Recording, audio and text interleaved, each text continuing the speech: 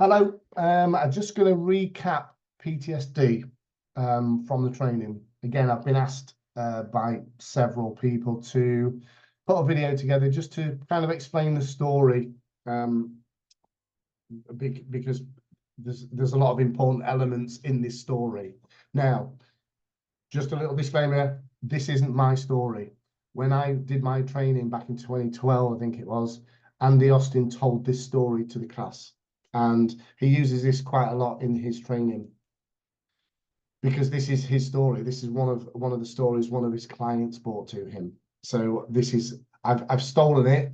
I hope I do it justice. And I know there's kind of small variations that I've seen within this. Things change quite a lot over time. The way we perceive things change over time. So the story may not be exactly as you've said it, Andy, if you see this, but hopefully it'll do it justice and get the point across that we're trying to get to with the training and with our clients as well.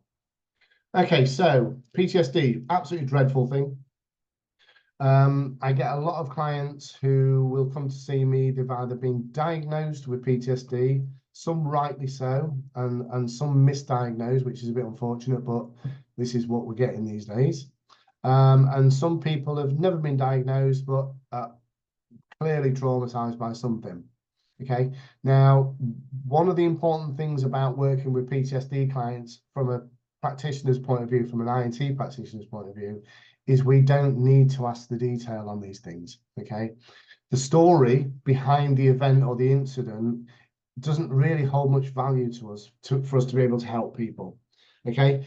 We actually get that, we get what we need out of it by getting the client to understand the thing that holds them, that's got them stuck where they are, okay? And by telling this story, we can actually do that. We give them examples. There's a couple of elements in here that are quite important. Actually, there's probably 3 things in here. Now, not everybody has all of these things. Some people will only revert back to one of these things, and that's fine, okay? This just gives people an option where to go with this, okay? And it's the first thing that comes to their mind, not what we perceive it to be, okay? And a lot of people who have been traumatized, they've probably been through the EMDR route or counseling, CBT sort of stuff, without much help, okay? Or without, things haven't worked for them, which is why they come to see us.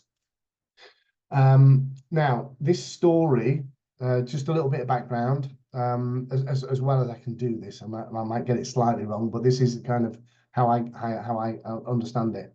So back in the day, Andy Austin got a call from a guy who needed help to stop drinking. I think Andy asked him on the phone how long he'd been drinking or how long it had been a problem for him. And I think he said something like 3 years.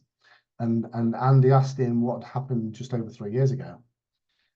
To which he replied he'd been attacked and really put him into hospital. He was really poorly for quite a while, which again answers the question why he started drinking. So Andy got him in and did some work with him. Now, obviously, Andy's got the information from him, which makes it kind of makes it easier for us not to have to do that with our clients, okay?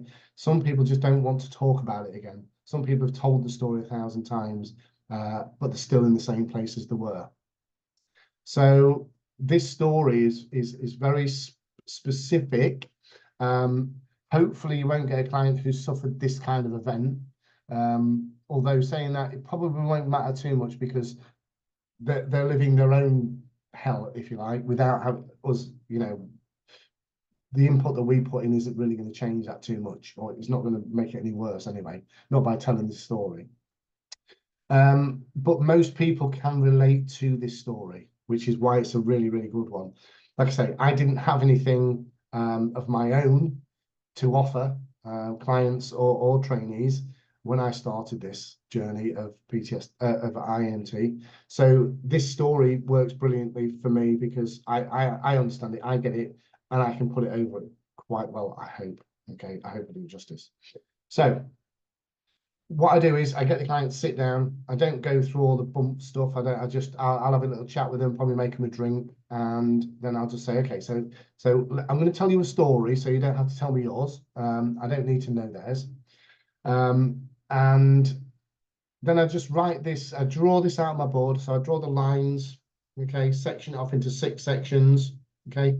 Don't always put PTSD at the top, because sometimes I think that's just a little driver for some people. We don't need to do that, okay. So how I explain it, above this midline is the client, and below the midline is others, okay. So that's everybody else. In the middle here, we've got the event. So this is a single event, single incident trauma. Okay. We have clients with complex stuff or multiple traumas. I'll explain at the end how to work with those. And to be fair, it's not as difficult as you may imagine. So up in the top, I start writing the guy's story out. So he was out with his friends and drinking. And his friend said to him, mate, you live in a bit of a rough end of town, get yourself a taxi or a lift or something, or make sure you're with somebody when you go home. And he says, no, it's all right, mate. There's nobody up here anyway that I can walk back with. And I fancy a walk. I want to walk some of the beer off. So he's walking in this direction, okay, towards the event, if you like. And he finds himself walking across a bit of waste ground, and he spots a gang. So a gang of youths in the distance. Now, there was kids, really. A big gang, but kids. Didn't really think much to it. So he kind of just carried on walking, trying to walk past them. Somebody out of the gang shouted. Okay, so I'm writing this information down as I go through the story. Okay, so just so they can kind of watch me how we kind of put this together. So we've got drinking, client left home, gang of youths drinking. They were drinking, and it could smell like cannabis or something in the background. So they was obviously doing drugs or whatever. And to be fair, culture nowadays is very much on the drugs, probably more so than drink nowadays. Okay, so we move on to this bit. I say, okay, so what happened next? And he says, well, I tried to kind of walk around them, but a couple of them noticed me and started shouting stuff.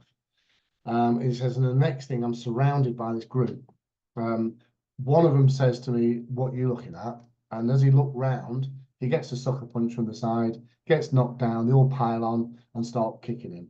Okay, so we've got here, so he's punched to the ground and they all lay in the booting. So he's curled up in this little ball, trying to protect himself while this gang's kicking the shit out of him, basically. Okay, so I said, okay, so what happened after? He says, I don't know, I was unconscious. I said, okay, so were the police involved? Yes, police was involved. He says, also said the media got involved as well. The police actually put a thing out into the press to ask for witnesses because he was put into intensive care. He was that badly injured. Spent quite a long time in hospital. Yeah, the media got hold of it, got hold of his name. And back in that time, there was no real laws around privacy, not to that extent anyway. And they remember being outside his house where he lived, or his flat, or wherever it was. The media were taking photos saying, oh, can you help us with this thing because this poor guy's been attacked and he's in a bad way. So it was a bit of a circus, really. People knew where he lived, knew who he was just by his address without putting his name in the paper. You know, so all of a sudden, this gang, if they wanted to, they could come back and finish the job off, which is a bit strange. Things have changed, thankfully. Okay, so this is all of the other stuff. Oh, there was no arrest made. That's a bad thing. Injustice for people who have suffered trauma is a bad thing, a really bad thing. Okay, so going up here, I said, right, okay, so what are you doing now? And he said, well, I told you, I'm drinking. That's why I can see you. I'm doing recreational drugs just to kind of keep my mind busy because I just keep going back and back and back over this thing. And I say, okay, so what about family? Well, my family don't really, he says, I've cut everybody off. I don't really speak to anybody. I've kind of put myself away. So I'm writing all this down. It doesn't work. He was working before the attack, but ever since then, he doesn't really want to leave his house. So we're going round here, we're filling all of this information in, and we get back to here. Now, this part here is the role that he played in that event, that incident. Okay. Now that sounds a bit weird because this thing was just put upon him. Okay. So by thinking it in that way, it sounds a bit weird, but it's kind of true. Most people flash back to the thing that they did in the event or incident. Okay. Either the thing they did or the thing they didn't do. A bit like the regret stuff. Okay. No, we don't say that. We don't say the regret bit because obviously that means that they should feel regret in some way. And we don't mention things like shame or guilt, which is where most people go with this. If we do that again, they think for some reason, if they've never considered shame before, that they should feel ashamed about it because we've mentioned it. So don't do those things. Okay, never mention that. Okay, for him, I said, okay, so what was you doing? What was you doing at that time? He says, I told you I was laid up in a little ball, having these boots raining on me. I was just trying to protect my face. And I said, no, okay, so what were you doing? What happened? What did you do? And he said, he kind of burst into tears. And he said, out of nowhere, this voice came out of me and said, please don't kill me. Please don't kill me. Okay. Now, this guy was a big fella and he could look after himself. Or he thought he could until he got attacked by a load of children. Okay. Now, this is the thing. He feels that he wimped out because he said, please don't kill me, to a load of children. He almost did die. And he'd been in counselling. And he explained this to the counsellors who said, don't worry about that. Of course you're going to say things like that because you almost did die. That's silly. Don't think like that. Doesn't matter. Doesn't matter what anybody else thinks or what anybody else does. He wimped out. That's what he can't live with. He flashes back to that. Most people think that he flashes back to the thing that happened to him. He doesn't. That's a myth. He flashes back to what he did in the event. And this is what everybody does who suffers trauma. And every time I've said this to people, okay, this is his linchpin. This is a thing that holds him in there.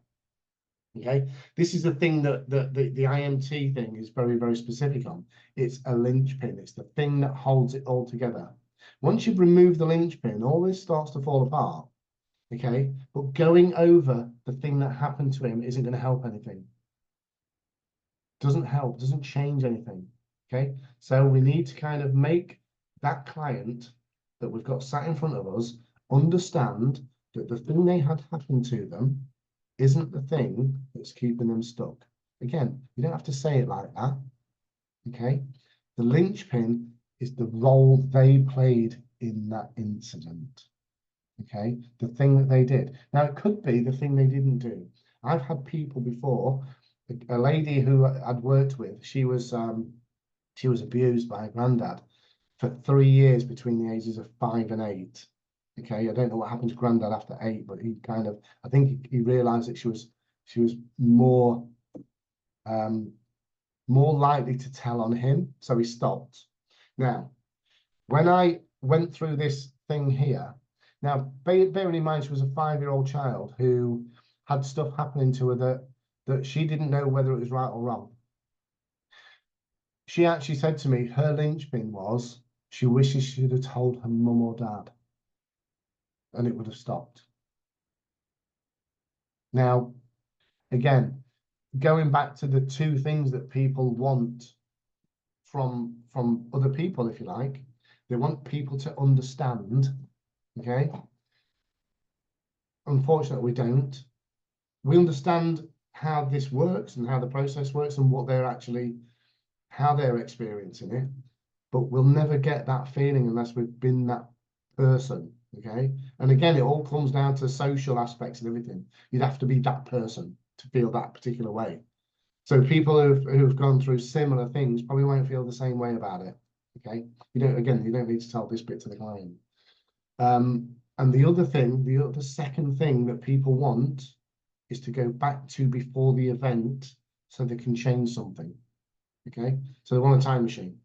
So they can go from here back to here and do something differently. Now, people flash back to this part here within the event or just before. Okay, it's one or the other. The reason why this story is so good is because it's got that element to it. It's got the before, the if only I'd got a taxi. It could have been that. Please don't kill me is what it was. But also people who feel unjust, or as in the something happened to them and people haven't been punished for it. So no arrests, that would work as well. Okay, not always to the flashback parts, but that's what keeps them really aggrieved about stuff. That keeps them angry. That keeps them, yeah, stuck in anger. Okay, so I'll go through this, and all I'll say to my client is, do you have a linchpin? Do you have one of these things? And I'm yet to find anybody who doesn't understand the story or who doesn't understand what their linchpin is once I've explained this story to them. They all get it. In fact, people say to me, you hit the nail on the head. Because it's different. We work differently. We don't focus on the thing that happens to them. We focus on the thing that happens to inside here, what they've done. Okay.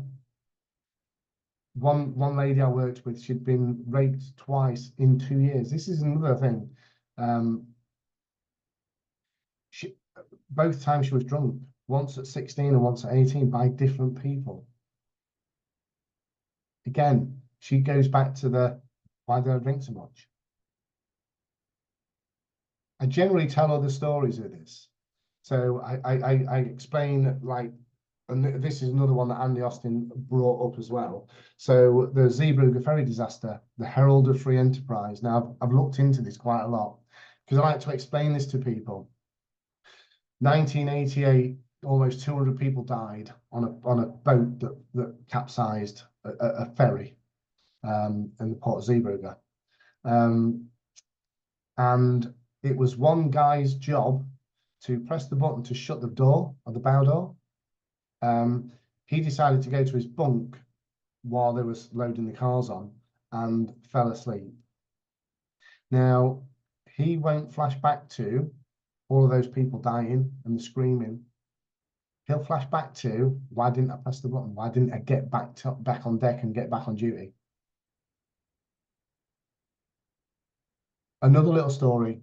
Again, another Andy Austin story. I like to use these ones because, like I say, at the time I didn't have my own, although I've got plenty of my own now. Although a lot of mine are to do with like abuse or rape and things like that. So it's when you're working with so much of that, there's a good chance you're going to stumble on those things. And for me to tell a story about that sort of stuff, it probably won't go down very well. So I use this one.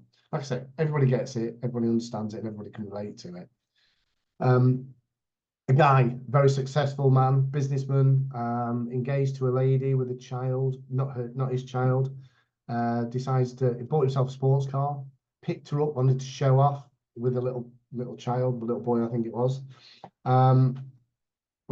flashing down these roads. Nice summer's day, top down, went around the corner too fast, rolled the car, killed the kid.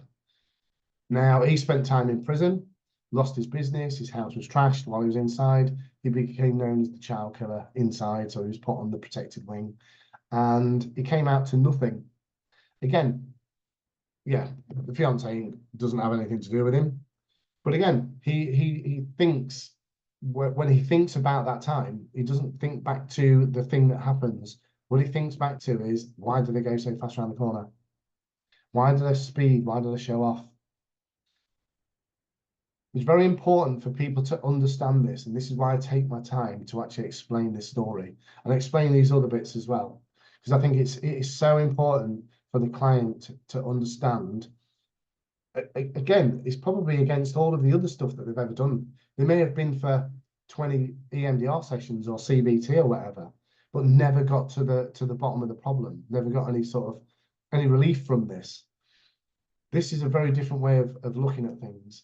And every time I work with this, I'm yet to have any poor outcomes from this. It works brilliantly pretty much every time. And I think the worst problems that the clients have, the better IEMT works for them and the quicker. I suppose it's because it's they recognize it more readily than people who've just kind of got low level anxiety and they're not sure when they leave whether it's going to be of any benefit or not. Whereas this it's kind of instant and strangely it works really, really well. So I get questions on, I hope everybody gets that. I think I've explained it okay. So we work with a linchpin. We don't score it out of 10, okay? Do you have a linchpin? Yes, I do, okay? Hold that memory in your mind while you follow my finger. Take them through the patterns, okay?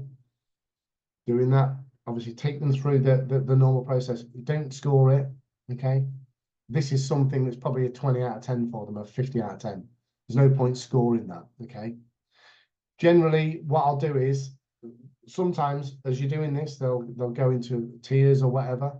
That's okay. Carry on just till the end of your cycle. Stop. Let them kind of regain themselves.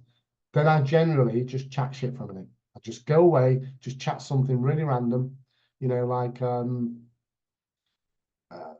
do you drive, or what's your favorite car, or whatever. What's your favorite film? Just something really, really random. And then once we've done that and they've calmed down and kind of come back into the room a little bit, I'll go back in and I always say to them, look, I'm really sorry, but I'm going to have to take you back to the bit that's just made you cry. I know I'm horrible, but let's just go with it and just see what happens.